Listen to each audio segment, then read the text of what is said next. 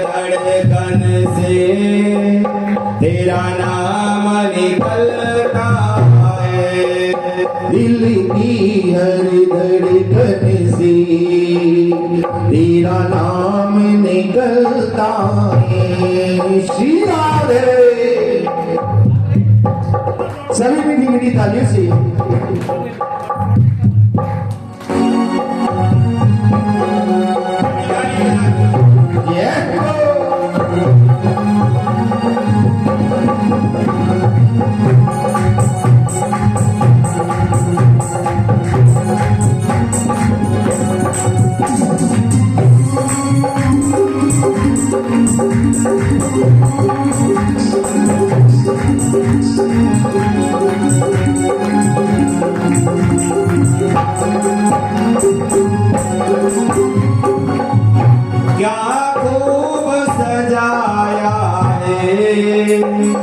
मोरों की तरह हमको क्या खूब सजाया है।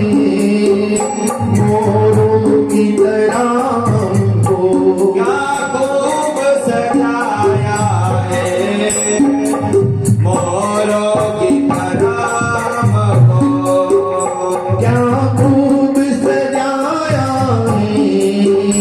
मोरों की तरह हमको क्या खूब नचाया है। कठपुतली सा हमको खूब नचाया है।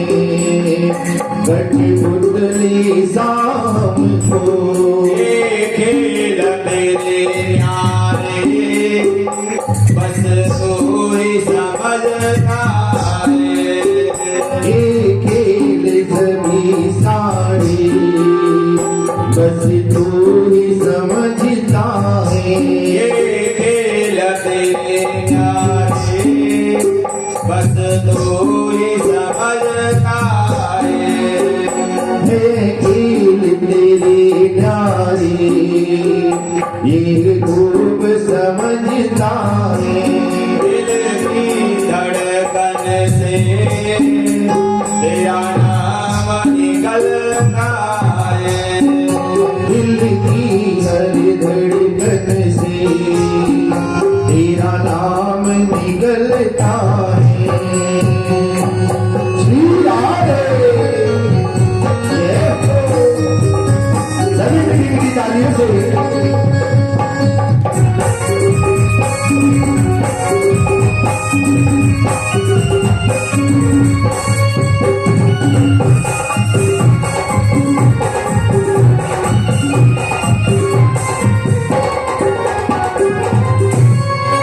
मेरा ये दिल बुलाता है।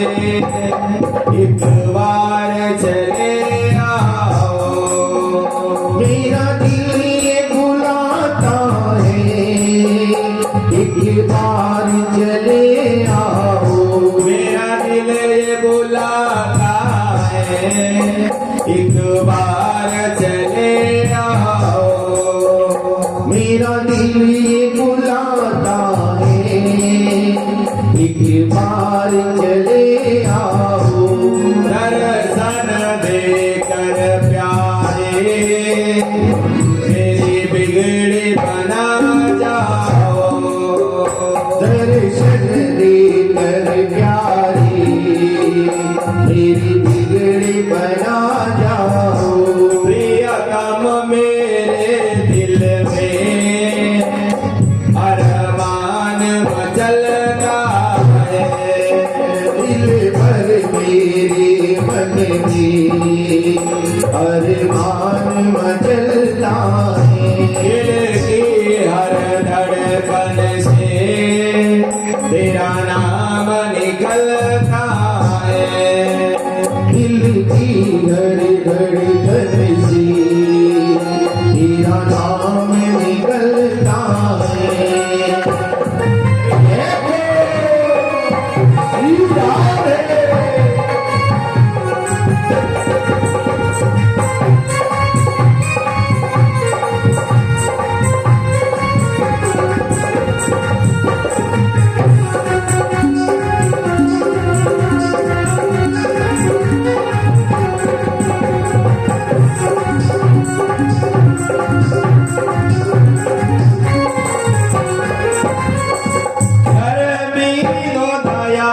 मोहन हम भी तो तुम्हारे कर भी दो दया भगवने हम भी तो तुम्हारे हैं कर भी दो दया मोहन हम भी तो तुम्हारे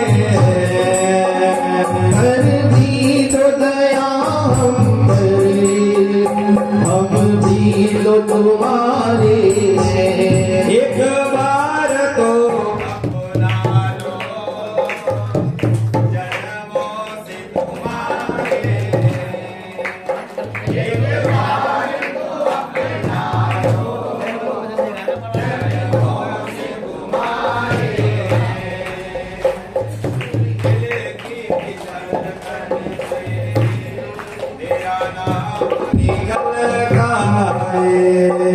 दिल की धड़कन से तेरा नाम निकलता है दिल की धड़कन से तेरा नाम निकलता है तेरे धड़कन से तेरा नाम निकलता है दिल की धड़कन से तेरा नाम निकलता है दिल की धड़कन से तेरा नाम निकलता है जय जय श्री राधे जय जय श्री राधे जय जय श्री राधे श्याम। नारद जी भगवान की वह महिमा का ध्यान लगाते हुए चले जा रहे हैं।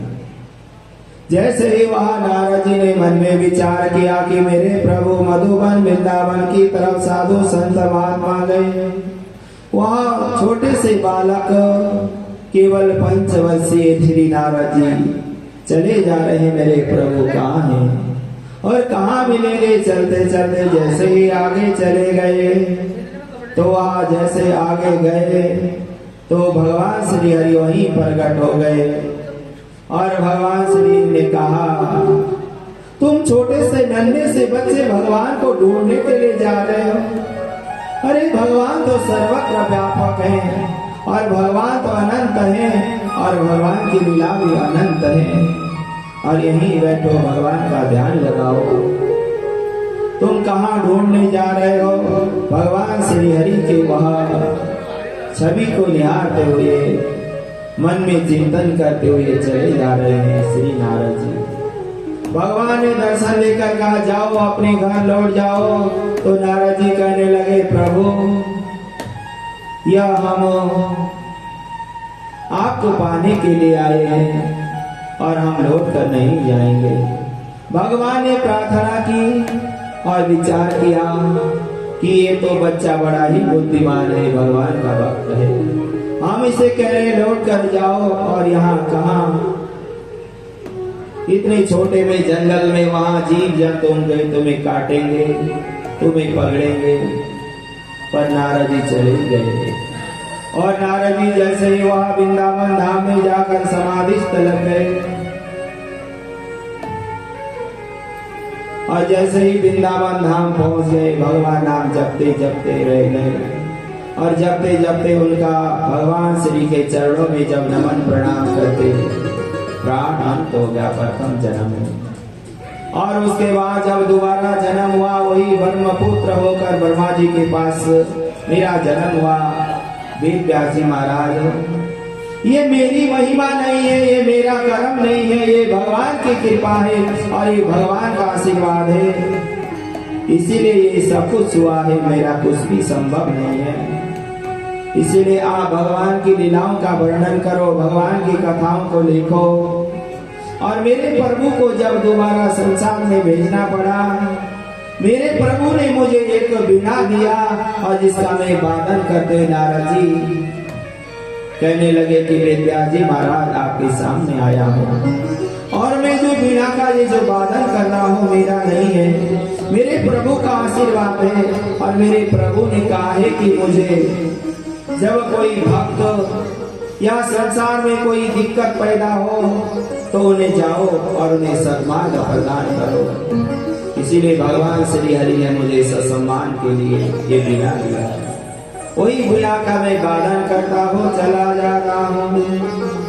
देवदत्ता मिमं वीणा सूर ब्रह्मा विभूषितम्। देवदत्ता मिमं वीणा सूर ब्रह्मा विभूषितम्।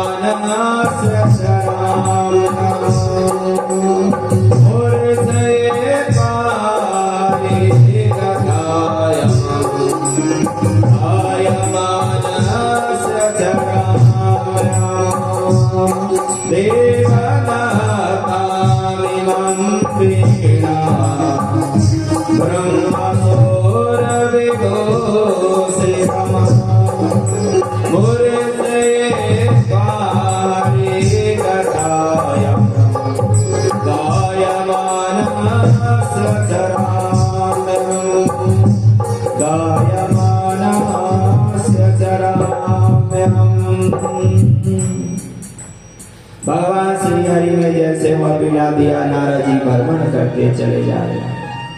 और अब नारद जी कहने लगे, विद्यास जी महाराज ध्यान करो, आपने जिस बालक को जन्म दिया था भगवान की कृपा से, जो जन्म लेते ही भगवान श्री हरि के चरणों की ओर प्रस्थान कर चुके हैं। विद्यास जी महाराज जी कहते हैं, नारद मुनि मैं बूढ़ा हो गया, यह श्रीमद् भागवत लिखते लिखते अब ये लोगों को कौन सुनाएगा और इसका प्रचार कौन करेगा। ध्यान आया, कई बरस पहले मेरा पुत्र जन्म हुआ था, मैंने भगवान से प्रार्थना की थी और जन्म लेकर जैसे धराधाम में आए तो यम प्रवजंत हो गए थे, वृंदावन की ओर चले गए थे। यदि वह बेटा लौट कर आए तो मेरा यह जो जीवन का कर्म सार्थक हो जाएगा। जिन माता पिताओं ने बहुत सारा मेहनत करके धन जोड़ा, व्यापार को फैलाया, यदि बेटा सब छोड़ कर जाएगा तो कौन चलाएगा। यदि बेटे आकर उस विवाह को संभाले और सत्कर्म का पालन करते हुए धर्म में संलग्न रहे तो कितना अच्छा होगा। विद्यास जी महाराज जी भी ध्यान लगाने लगे। नारद जी आप बिल्कुल सही कह रहे हो, जिसने वहां जन्म लेते ही ये प्रजंत होकर जंगल की तरफ भागा था भगवान को ढूंढने के लिए, अब उस बालक को लौटाकर कैसे लाया जाए।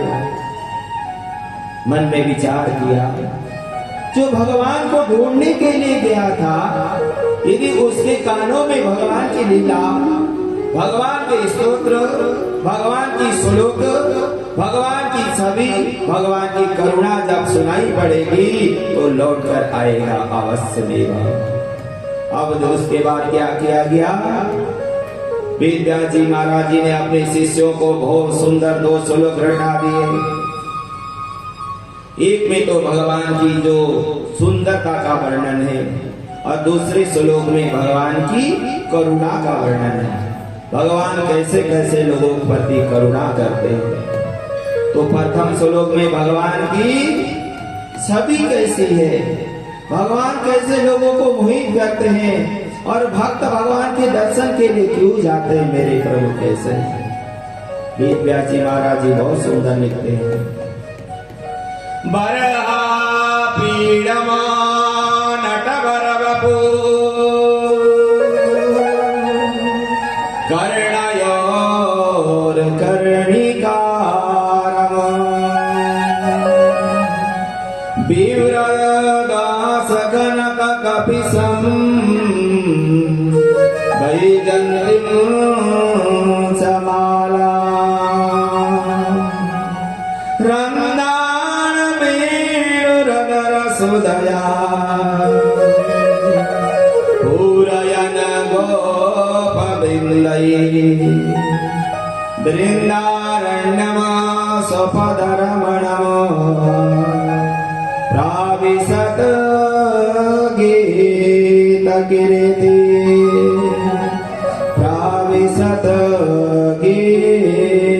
कृति बरहापीडं नटवरवपु कर्णयोर्कर्णिकारम्।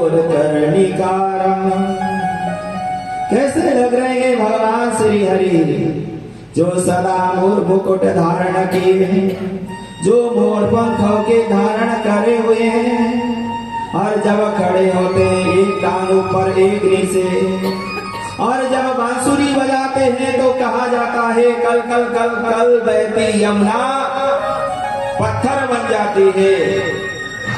और जैसे ही बड़े बड़े जो गोवर्धन के बड़े बड़े जो पर्वत हैं,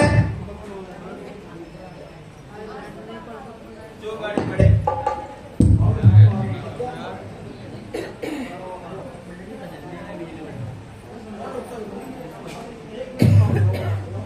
श्री राधे, जैसे ही भगवान की छवि का वर्णन किया गया, भगवान श्री हरि बरहा रूप धारण किए नटवर है, और जब वह नटवर नृत्य करते हैं तो बड़े बड़े महात्मा तपस्वी ज्ञानी संत आदियों का भी जो भी वह समाधि खुल जाती है, और जिनके कर्ण कंठों में जो सुंदर माला जो लटकी हुई है, और वैजंती माला का जो आनंद हो रहा है, जब प्रभु श्री हरि रंधन दोनों हाथों की अंगुली के द्वारा जो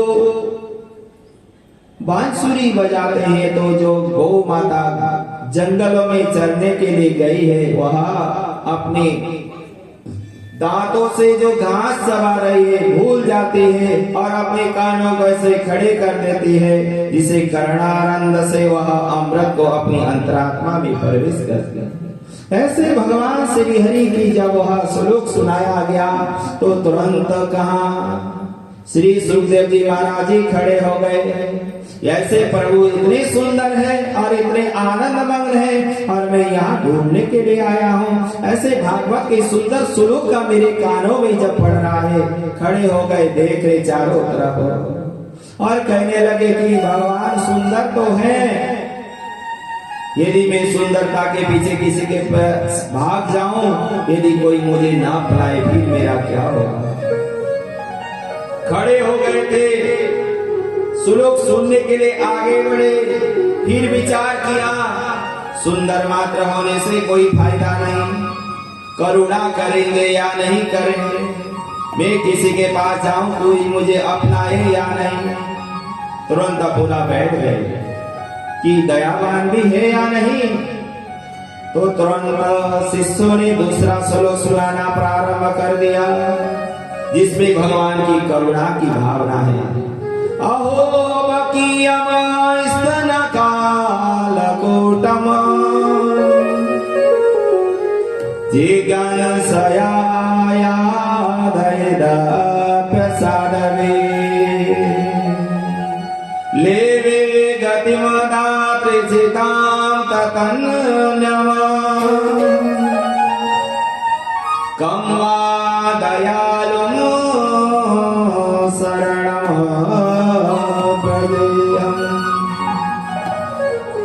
देखो भगवान श्री हरि इतने दयालु है। जब पुत्रा ने भगवान को मारने के लिए अपने स्तनों में विष लगाकर दूध पिलाने के लिए गई, और उस पुत्रा को भी भगवान ने दूध पिया, पर उसे नरक नहीं भेजा, उसे भी वैकुंठ धाम भेज दिया। यदि आपको हमें कोई मारने आए, हम क्या उसको सम्मान देंगे? मानव उसे और गालियां देगा, और उसे अनेक प्रकार के जिंदगी भर जब जिएगा, इसने मेरे साथ ऐसा किया। पर भगवान हर किसी को अपनाते हैं कर्म अनुसार, और कर्म अनुसार ही फल देते हैं। इसीलिए भगवान को सदा याद किया जाता है, उनकी कीर्ति का गान किया जाता है। इस प्रकार भगवान श्री हरि की जो करुणा की जब श्लोक सुनाई पड़ा, वेद व्यास जी महाराज के जो पुत्र हैं श्री सुखदेव जी महाराज जी उठ गए, खड़े हो गए, चारों तरफ देखने लगे। इतने सुंदर सुंदर श्रीमद् भागवत की जो श्लोक कौन सुना रहा है। तुरंत जब देखा सामने दो शिष्य प्रकट हो गए, कहने लगे और श्लोक सुनाओ, हमें तो बहुत आनंद आया। शिष्यों ने कहा महाराज हमारे गुरुदेव ने तो हमें 2 ही श्लोक पढ़ाए हैं, आपको ज्यादा सुनना है और ज्यादा श्लोक पढ़ना है, चलिए हम अपने गुरुजी के पास आपको ले चलते हैं। जब ले जाया गया वेद व्यास जी महाराज के पास सुखदेव जी महाराज जी को सारा भागवत उन्हें कंठस्थ कराया गया और वो आनंद मग्न हो गए और भगवान में लीन हो गए। ऐसी भगवान की लीला। वही जब परीक्षित जी महाराज को श्राप लगा तो वही सुखदेव जी महाराज जी जो वेद व्यास जी महाराज जी ने पढ़ाया था श्रीमद् भागवत महापुराण की कथा, तो आकर कथा सुनाते हैं। और परीक्षित की सप्तदिवस मृत्यु होना निश्चित था, उसे मृत्यु से बचाकर मोक्ष प्रदान करते हैं। ऐसी श्रीमद् भागवत महापुराण की कथा सुनाते हुए सुत सनकादि ऋषि मुनि आनंद मग्न होकर कथा श्रवण कर रहे हैं। और श्री सुखदेव जी महाराज जी कहते हैं प्रभु की अनन्य लीलाएं। और जैसे ही परीक्षित का जन्म कैसे हुआ, क्यों हुआ, और परीक्षित ही सर्वश्रेष्ठ श्रोता क्यों हुए, इस विषय में भी गुरुदेव भगवान हमें सुनाइए। तो तुरंत श्रीमद् भागवत की कथा श्रवण कराते हुए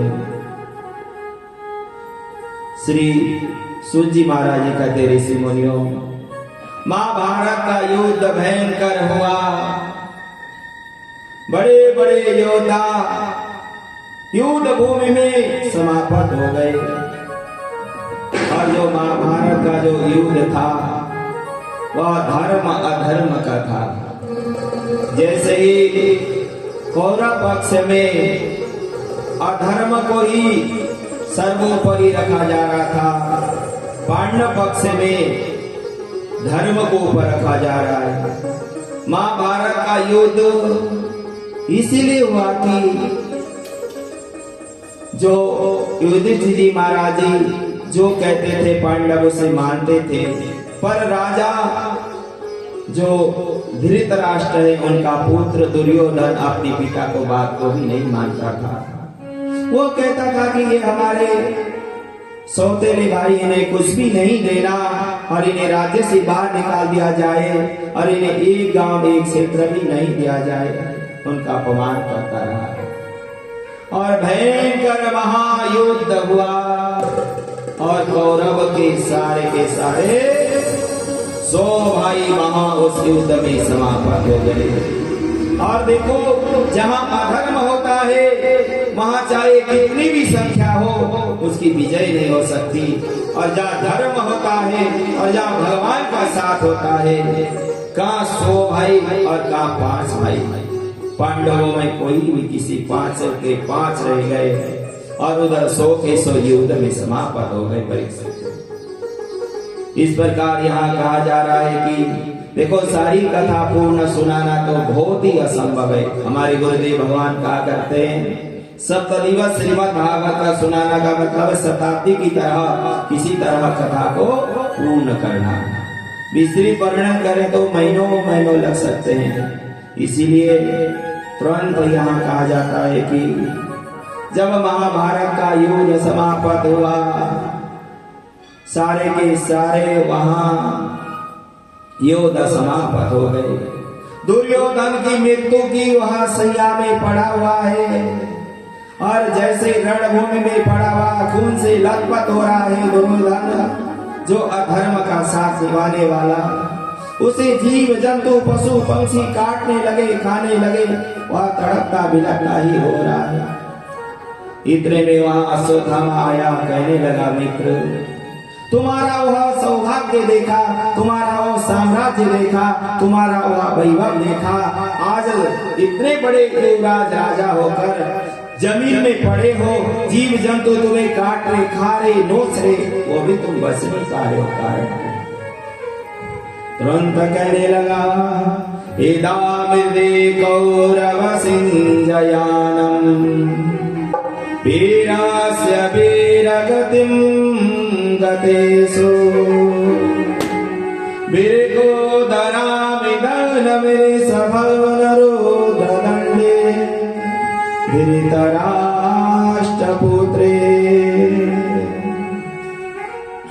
भीम की गदा से उसे खूब मारा गया और वो मृत्यु तो उसे हुई नहीं, पर ऐसी तड़प रहा। और अश्वत्थामा को कहने लगा, देखो पांडव पांचों के पास सुरक्षित हैं और हमारे सारे भाई सब चले गए। और मैं जाते जाते ये सुन के जानना अच्छा लगता कि एक भी पांडव यदि मर गया तो मुझे शांति मिलेगी। देखो दुष्ट की कैसी प्रवृत्ति होती है, मृत्यु शैया में पड़ा हुआ है, कभी भी प्राण निकल सकते हैं, फिर भी उसे शांति नहीं है। और अपने उस पाप का जो प्रायश्चित और पाप किया है, अधर्म किया है, फिर भी मरते मरते कुछ पुण्य कर्म करने को सोचता ही नहीं। फिर भी कह रहा है कि कोई एक भी मर जाए मेरी मन को शांति मिलेगी। मित्र अश्वत्थामा ने कहा, मित्र तुम्हारी यही विचार है, हम तुम्हारे लिए कोई उपाय करेंगे, चिंता न करो। जब महाभारत का युद्ध पूर्ण हो गया था, भगवान श्री हरि ने पांचों पांडवों को लेकर गंगा किनारे आनंद उत्सव मनाने गए थे। और जैसे ही वह अश्वत्थामा रात को सोचने लगा कि पांडव घर ही है, जो होनी है वही होता है, जो भगवान चाहते वही होता है, मानव जो चाहता है कभी नहीं होता। अब जैसे ही अश्वत्थामा गया, वह पांचों पांडवों के जो बिस्तर में 5 पांडव पुत्र थे उनको ही पकड़ कर काट के उन्हें ले आया। और जैसे ही दुर्योधन के पास लाकर कहने लगा, मित्र तुम कह रहे थे एक पांडव मर जाए, मैं तो पांचों के सिर काट कर लाया। तो जब दुर्योधन ने गौर से देखा, ये पांडव नहीं है मित्र, ये पांडव पुत्र हैं, तुमने अनर्थ किया है, बच्चों को तो कभी मारना ही नहीं चाहिए। और मैंने जीवन में पापी पाप किया और जाते जाते ये तो महापाप हो गया, और मेरा इसका प्रायश्चित कैसे होगा। दुर्योधन सोचते हुए अपने प्राण त्याग दिया। अब जब पांडवों को पता चला कि अश्वत्थामा ने वहां 5 पुत्रों के सिर काटकर दुर्योधन को समर्पित कर दिया, और माता को जब पता चलता है कि मेरे बच्चे की कोई सिर काटकर लेकर किसी को दे दिया, कितना कष्ट होगा। अब तुरंत इधर द्रौपदी को पता चला कि यह अश्वत्थामा ने ये कार्य करा। उधर पांडवों की पता चला अश्वत्थामा ने दुर्योधन के कहने पर इतना बड़ा पाप अपराध किया है, उसे सजा मिलनी चाहिए। इधर अर्जुन और भीम कहते हैं कि उसे मृत्यु दंड देकर ही छोड़ेंगे, और युधिष्ठिर जी महाराज जी कहते हैं गुरु पुत्र है, मार के क्या होगा, जो बच्चे मरने थे मर गए, अब हम गुरु पुत्र को यदि मार देंगे तो हमें कष्ट ही होगा, ऐसा नहीं करना चाहिए। आपस में बात बिगड़ती रही, मां रोने लगी। तुरंत अब माता कहती है द्रौपदी, माता शिशूना निधनम सुताना निशम्य घोरम परिताप्यमाना तदास्य गोलाक्षितं संतना किरीटमाली। द्रौपदी जी रोती है, विलाप करती है। और भीम और अर्जुन ने अश्वत्थामा को बांध कर लाए, इसे मृत्यु दंड तो देना ही था, पर द्रौपदी के सामने मृत्यु दंड देंगे, पकड़कर मारते पीटते घसीटते वहां लाए। पर वह मां द्रौपदी कहने लगी, अर्जुन भी ये हमारे गुरुदेव का पुत्र है और इसे मारना नहीं चाहिए। युधिष्ठिर जी महाराज जी भी कहते मारना नहीं चाहिए, पर भीम और अर्जुन तो कहने लगे ना, इसे छोड़ने वाले नहीं। आपस में विवाद बढ़ गई, अब हल कुछ नहीं निकल रहा है। कोई कह रहा है मारना चाहिए, कोई कहता है नहीं मारना चाहिए, क्या किया जाए। मेरे श्री हरि प्रभु श्री भगवान वहां के बिहारी भी वही हैं, वह कुछ भी नहीं कह रहे, देख रहे हैं तमाशा। जैसे ही वहां काफी बात बढ़ती गई, कोई भी हल नहीं निकला। और किसी ने भगवान को पूछा भी नहीं और भगवान भी सोचने लगे आपस में लड़ रहे हैं और मुझे कोई पूछता ही नहीं। यदि मैं सलाहकार बनकर कुछ उपदेश दूं तो अनर्थ हो जाएगा। देखो सलाह भी वही देना चाहिए, कोई हमारे से पूछे क्या करना है क्या नहीं करना है, क्या उचित है क्या अनुचित है। हम भी मतलब कि लोगों को सलाह दे, लोग कहेंगे अच्छा बड़ा ज्ञानी बना हुआ है, अच्छी हमें सलाह देता है और अपने पता नहीं क्या करता है। इसीलिए सलाह उसे दो जिसे आपकी बात को कोई मान ले और आपकी बात को जीवन में जो यापन करे, ऐसे को ही सलाह देना चाहिए। भगवान की वाणी है और भगवान श्री हरि यही कहे। काफी देर तक विवाद चलता ही चलता रहा। जब कोई हल नहीं निकला, अर्जुन ने तुरंत भगवान के चरणों में जाकर कहा प्रभु आप ही बताइए अब क्या करना है। भगवान श्री हरि कहने लगे ध्यान रखो, मत्तम परमत्तम मनमत्तम सुप्तम बालम स्त्रियं जडम परपन्नम विरतम वीतम नरिपुहन्ति वरदम्। जो बच्चे को मारता है, जो स्त्री को मारता है, जो गरीब को मारता है, जो अपांग को मारता है, जो कमजोर को सताता है, उसको तो कभी भी छोड़ना ही नहीं चाहिए, मृत्यु दंड देना ही चाहिए। फिर भगवान श्री हरि कहने लगे कि ब्राह्मण को मारना नहीं चाहिए। तो तुरंत अर्जुन जी महाराज जी कहने लगे प्रभु आप एक तरफ कह रहे हैं कि आताई को छोड़ना ना चाहिए और दूसरी तरफ कह रहे हो कि ब्राह्मण को मारना नहीं चाहिए, तो क्या करना चाहिए। भगवान श्री हरि पुनः कहने लगे ध्यान रखो, मारने का केवल उसे मृत्यु दंड ही नहीं होता। यदि सम्माननीय प्रतिष्ठित आदमी को तुमने अपमान कर दिया, बेइज्जती कर दिया, वो मरे समान ही रहता है। ध्यान रखो जीवन में जो खूब प्रतिष्ठित आदमी हो, उसके बच्चों ने या परिवार में समाज में उसकी गलानी हो गई, चाहे वो जी रहा है मरे के समान जी रहा है, मृत्यु तो समाप्त होके प्राण अंत हो जाते खत्म, पर जो अपमान की पीड़ा है वह जीवन भर कभी नहीं जाती। ध्यान रखो, इसीलिए ब्रह्म बंधु हंतव्यम आतताये वदारणपम मामैव ममानम्नं परिमानो शासनम्। इसीलिए भगवान कहते इसका एक काम करो, इसकी अपमान कर दो खूब और इसकी जो मणि है, जो माथे में मणि जो चमक रही है उसे निकाल दो और इसे धक्का मार के भेज दो। जो तुम्हारे घर पूजनीय गुरुदेव का पुत्र बन के आता था, गुरुदेव की तरह जिसका सम्मान होता था, यदि आज बेइज्जती होगी तो मरे समान ही है, ये भी मृत्यु ही है। ऐसा ही किया गया जैसे ही अश्वत्थामा को अपमान करके भेज दिया। अश्वत्थामा ने भी सोचा कि मैं इसे अवश्य में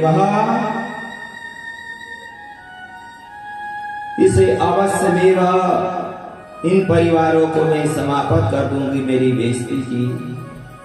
और वह उसने ही जैसे ही उत्तरा के गर्भ में अभिमन्यु का जैसे महाभारत युद्ध में मृत्यु हो गया था, और जो उत्तरा के गर्भ में नन्ही सी बालक सुशोभित हुए थे, और उसने जैसे ही अश्वत्थामा ने ब्रह्मास्त्र चलाया और कहा कि जो बच्चा माँ के गर्भ में है उसे समाप्त कर दूंगा, जैसे ही वह ब्रह्मास्त्र को चला दिया, वह ब्रह्मास्त्र जाकर उस उत्तरा के गर्भ में गया।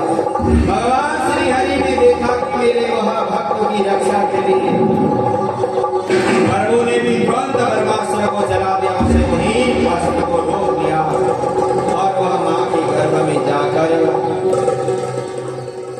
बच्चे की रक्षा की। प्रभु ने ब्रह्मास्त्र को निस्तेज करते हुए, और वह जैसे ही वह ब्रह्मास्त्र चलने के बाद भगवान श्री हरि के गर्भ में नन्हे से बालक रूप में भगवान ही विराजमान होकर बैठ गए।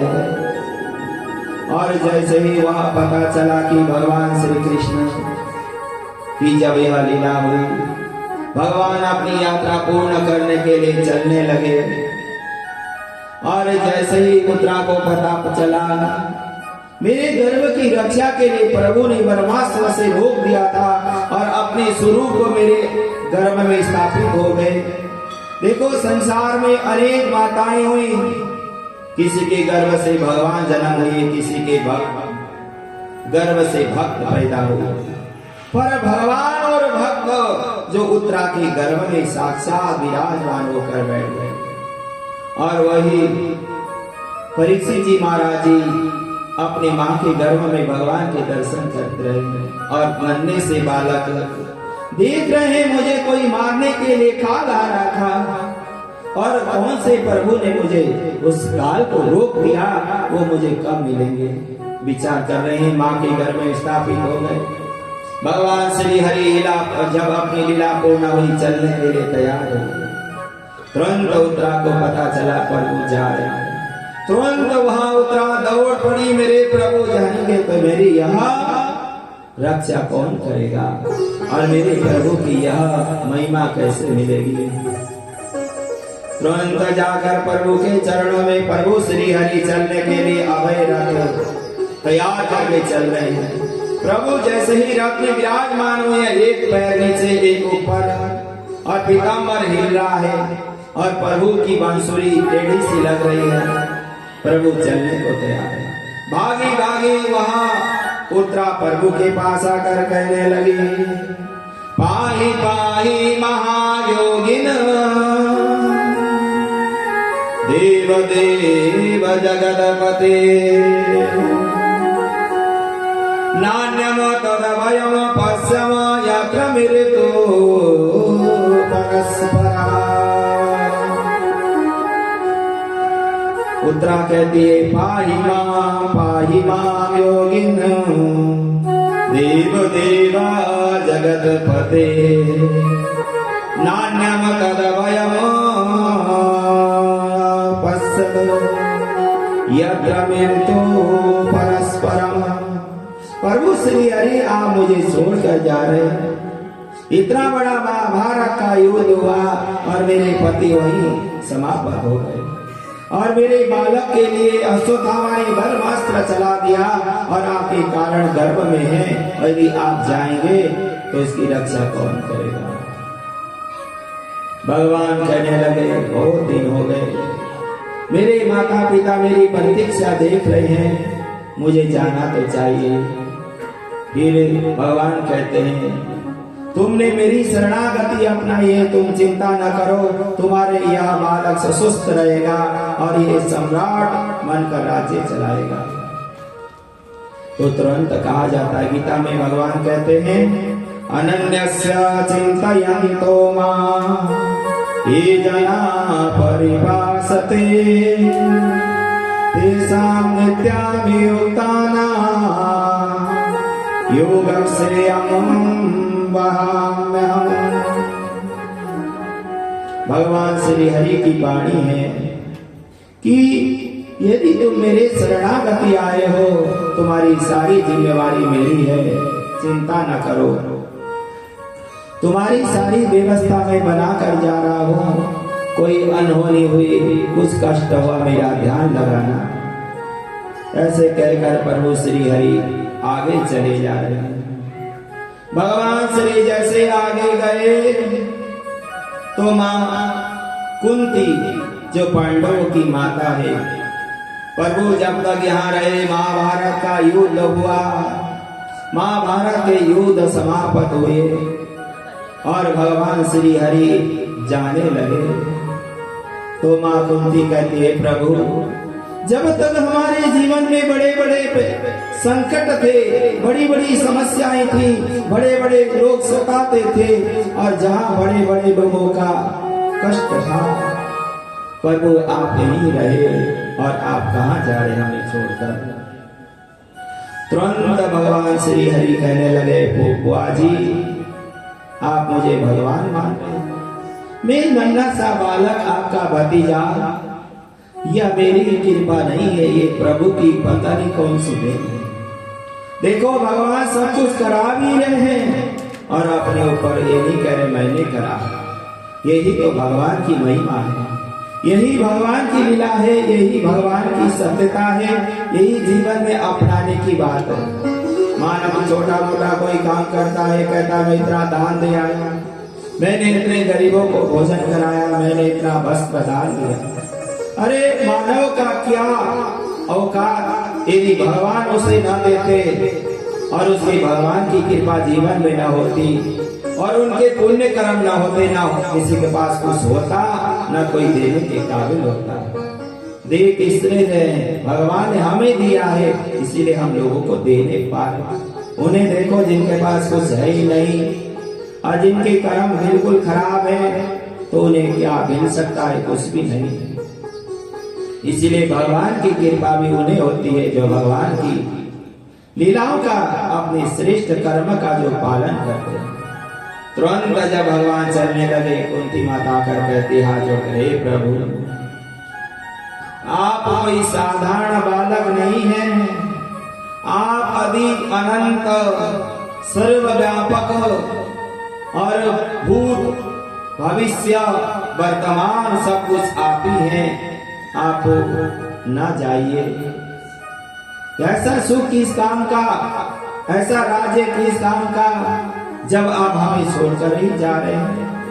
इससे अच्छा तो हम यही चाहते प्रभु हमें जीवन भर दुख ही दुख मिला रहता, आप कम से कम हमारे पास तो रहते हैं।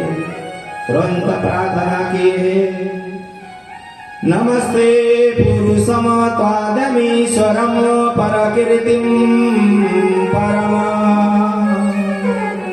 अलक्ष्यम सर्वभूतानां अंतर्बहिरस्थितम्।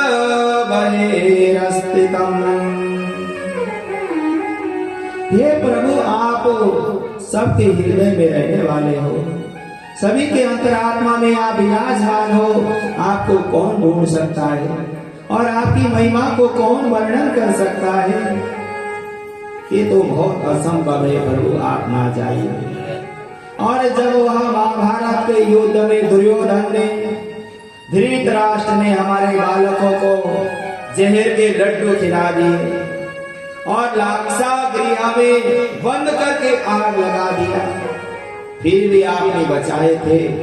आज आप छोड़कर जा रहे हैं और आपके इतनी शक्ति है, आपके पास इतनी ताकत है, आप यदि अमृत को भी जहर बनाने में सक्षम हो और यदि आपकी कृपा हो गई तो वही जहरी अमृत बन जाता है।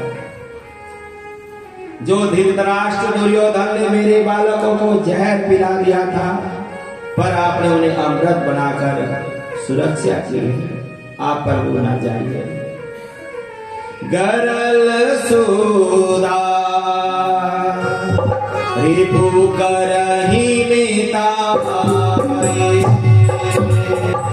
गरल सुदारी करही मिटाई, गरल सुदा रिपु करही मिटाई, गरल सुदारी करही मिटाई।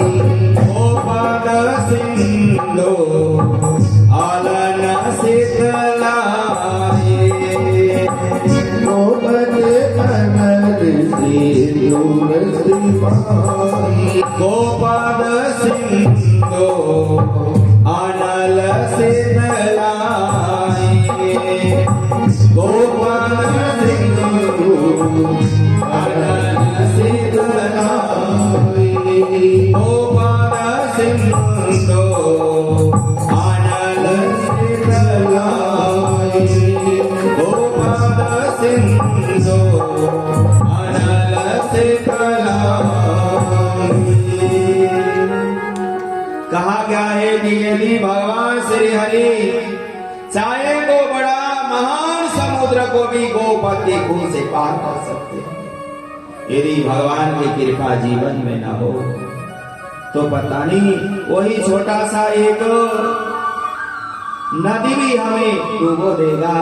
इसीलिए ध्यान रखो, बार बार भगवान श्री हरि से प्रार्थना करते प्रभु न जाइए, फिर कहने लगी वह अच्छे दिन किस काम के आपके दर्शन न हो। विपदा संतु नाश तत्र तत्र जगत गुरु भवतो दर्शनम यस्या पुनर्भव दर्शनम।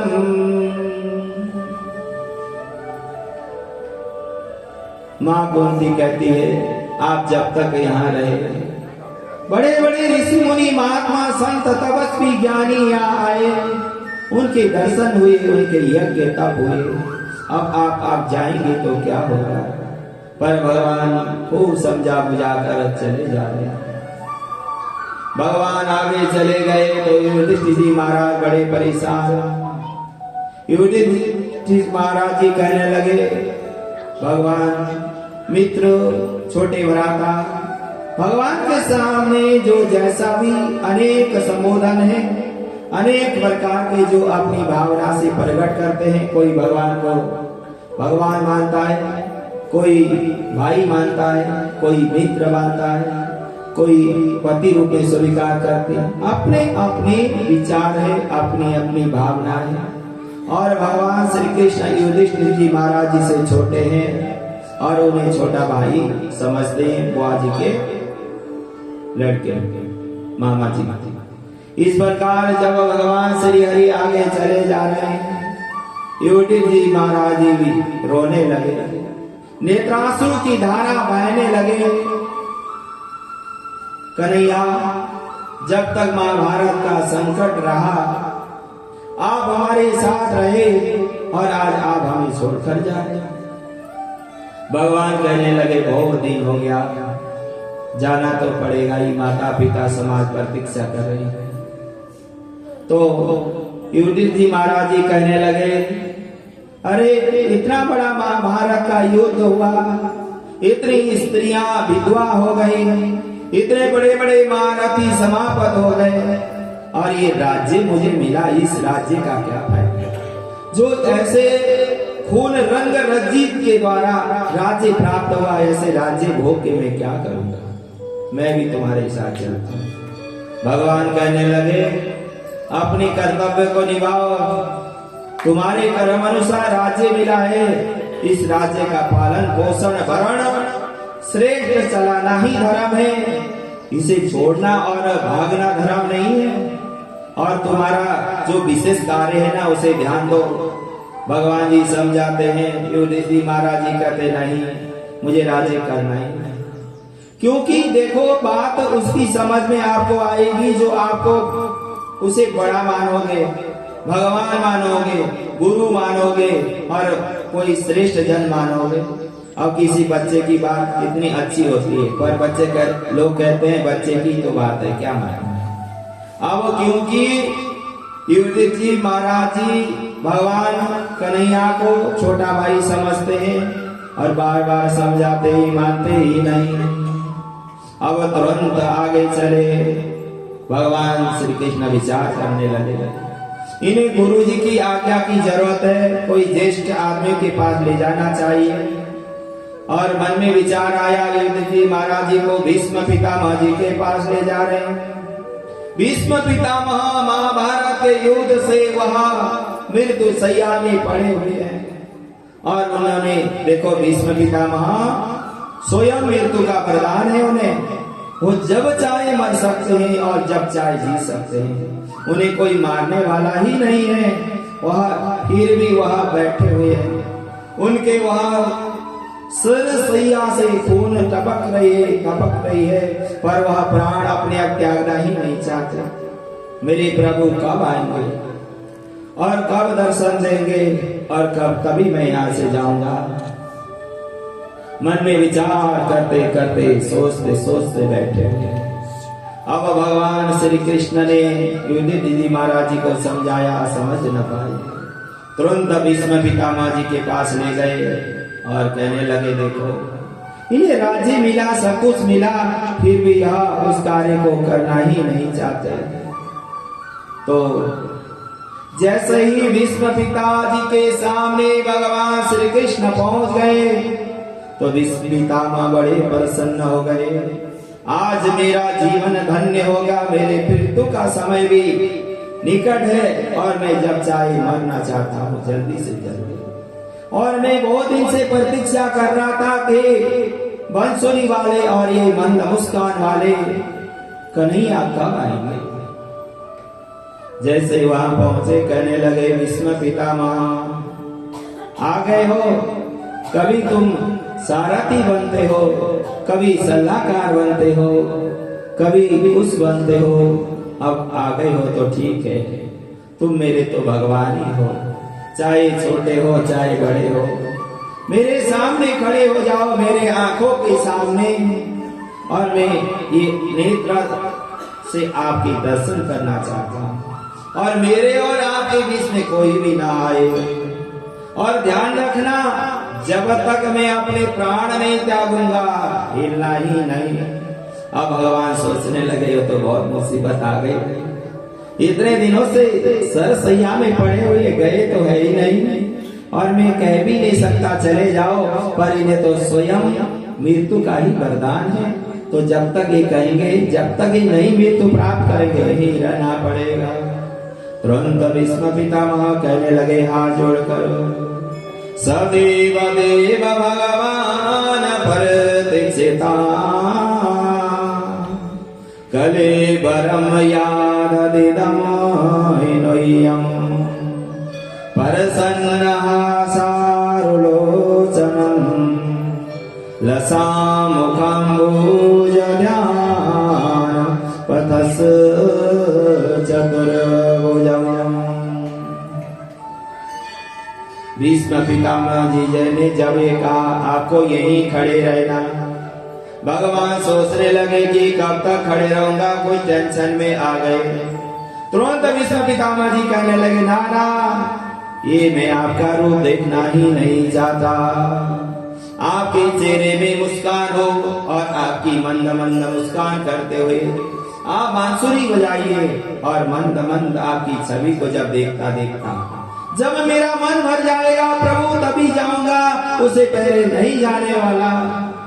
भगवान श्री हरि मन में विचार करने लगे भीष्म पितामह, और भगवान की छवि के बारे में कहा गया है लकी लीला लाज की मुस्कान तिहरी बीसर भेद वीर दभई योग संयोग ज्ञान नेम व्रत आचार पूजा पाठ गीता ज्ञान रसिक भगवत दीर्घ असिए के मुखया।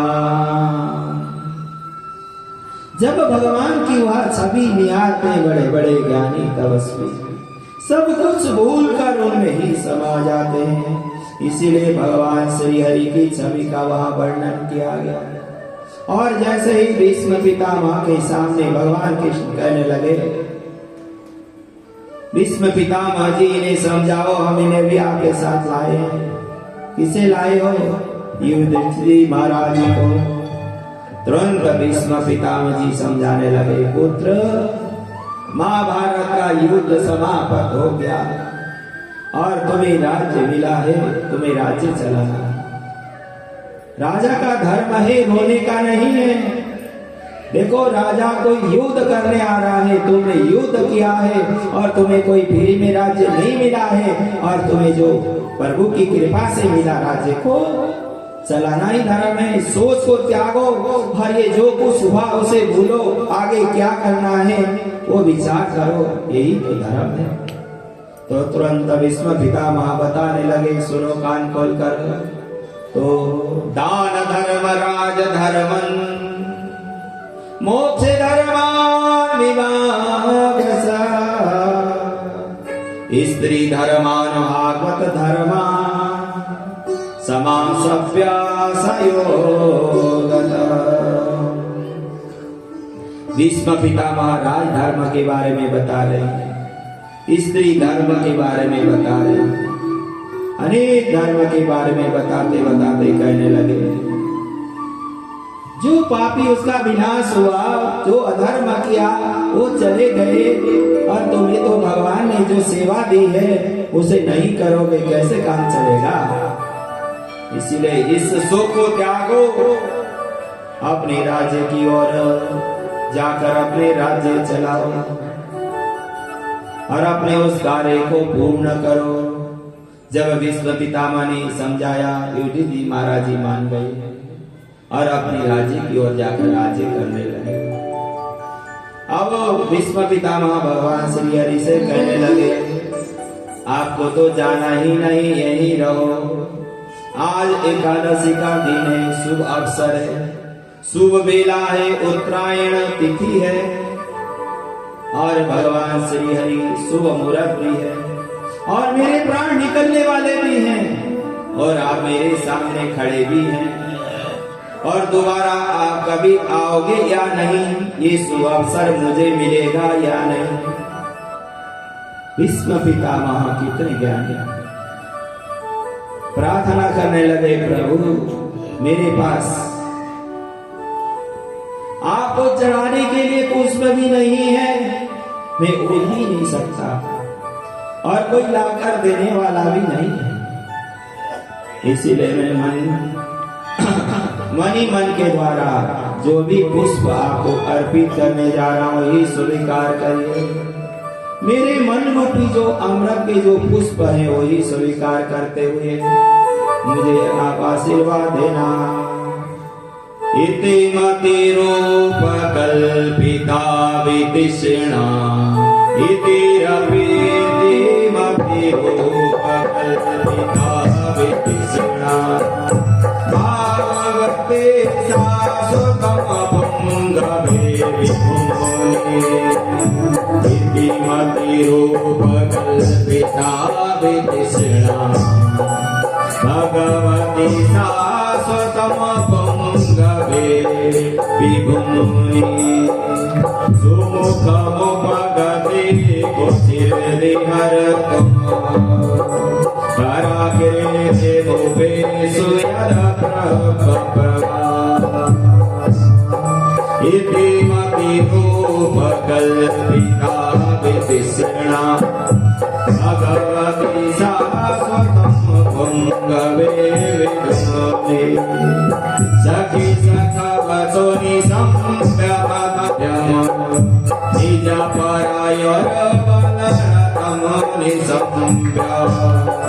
सपदि सखवचो निसंव्यपद्यम्, निज परायोर्बलरतम् निसंव्यप। स्तवति परसनैकयोगेन स्थावति, पार्थ सखेरतिर्ममस्तुना। ललित कलित विलसित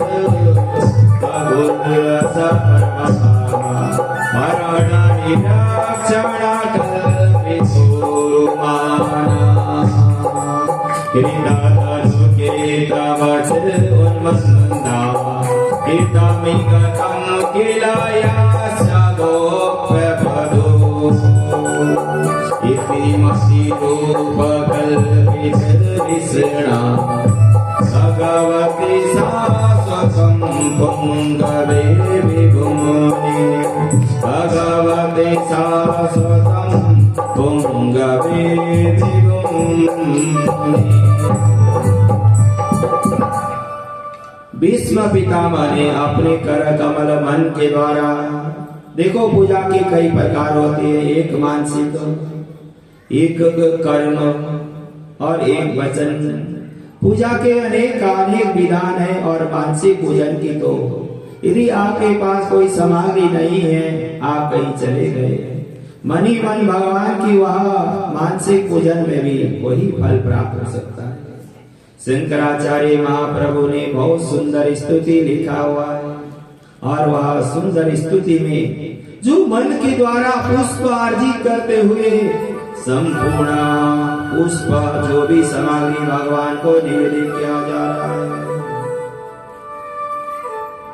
रत्नै कल्पितमासनम्